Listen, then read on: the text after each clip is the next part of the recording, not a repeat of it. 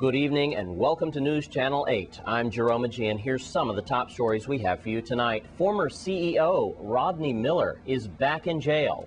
Lee Carl has an exclusive interview with attorney Judith Bourne, and the students of Pearl B. Larson have a fun Friday. These stories and more are up next on News Channel 8.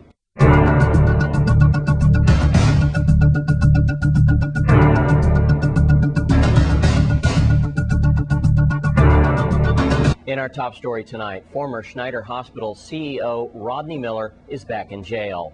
He now faces 3 brand new criminal charges against him. Miller is already facing a year of probation, 100 hours of community service, and a $500 fine. These new charges allege that he used a fake ID card in a 2009 criminal charge trial. In response to the new charges, Miller turned himself in yesterday to the Justice Department. The scheduled arraignment for Senator Donna Storg was pulled off yesterday by officials in the Justice Department. And in other news, the Virgin Islands received a new Supreme Court judge today as former public defendant Harold Willocks took the oath. We take you now to the swearing-in ceremony. Raise your right hand and repeat after me. I, Harold Woodson Lauren Willocks. I, Harold Woodson Lauren Willocks. Do solemnly swear. Do solemnly swear. That I will support, obey, and defend. That I will support, obey, and defend. The Constitution and laws of the United States. The Constitution and laws of the United States. Applicable to the Virgin Islands. Applicable to the Virgin Islands. And the laws of the Virgin Islands. And the laws of the Virgin Islands. That I take this obligation freely. That I take this obligation freely. Without mental reservation. Without mental reservation. Or purpose of evasion. Or purpose of evasion. That I will administer justice. That I will administer justice. Without regard to persons. Without regard to person. And do equal right to the poor. And do equal right to the poor. And to the rich. And to the rich. And that I will faithfully and impartially. That I will faithfully and impartially. Discharge the duties. Discharge the duties. Incumbent upon me. Incumbent upon me. As Judge of the Superior Court of the Virgin Islands. As Judge of the Superior Court of the Virgin Islands. With fidelity. With fidelity. So help me God. So help me God. Congratulations.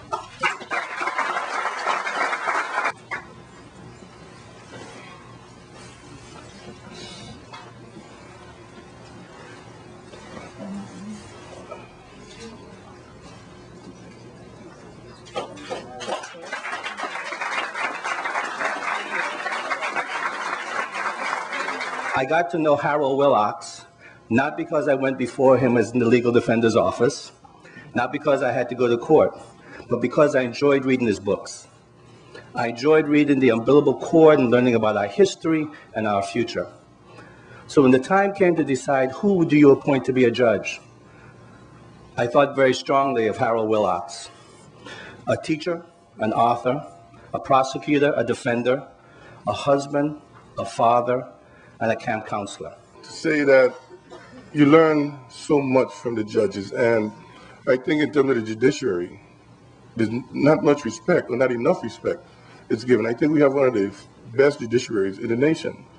I think we have very competent judges, both in the district and the Superior Court level. I think we have very competent lawyers. You know, I think that a lot of people criticize the judiciary, not knowing that we are, in fact, in the top of the nations. And congratulations to Supreme Court Judge Harold Willocks. And the top brass of the Virgin Islands Police Department were grilled early today by the VI Senate. One of the top topics of discussion involved the record homicide rates that we're experiencing.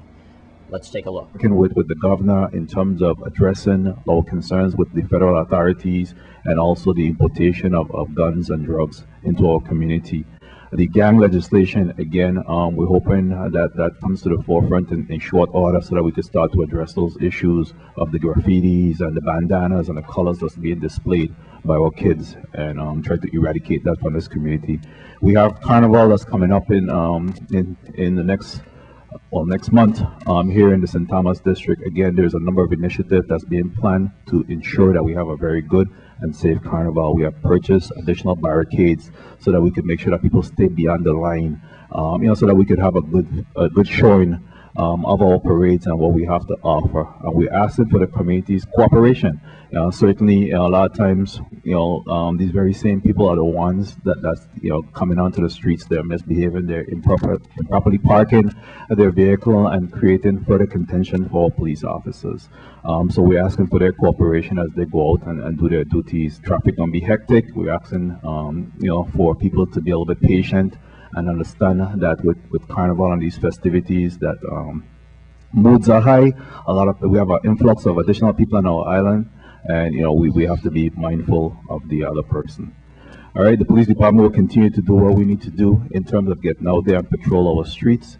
And we're just asking for everyone's cooperation. And if you see a crime, feel free to call and report it. Use Crime Stoppers or whatever means that you want to get that information out to the police department. I'm not aware of any situation where information has been brought to the police department of criminals or individuals that may be involved in a homicide situation that have not been followed up on, and a timely arrest is made once the information is properly provided to us. All right, we'll continue to work with the other agencies in the form of the criminal justice system, so that it could be a smooth transition between the police, the Attorney General's office, the Bureau of Corrections, and the courts.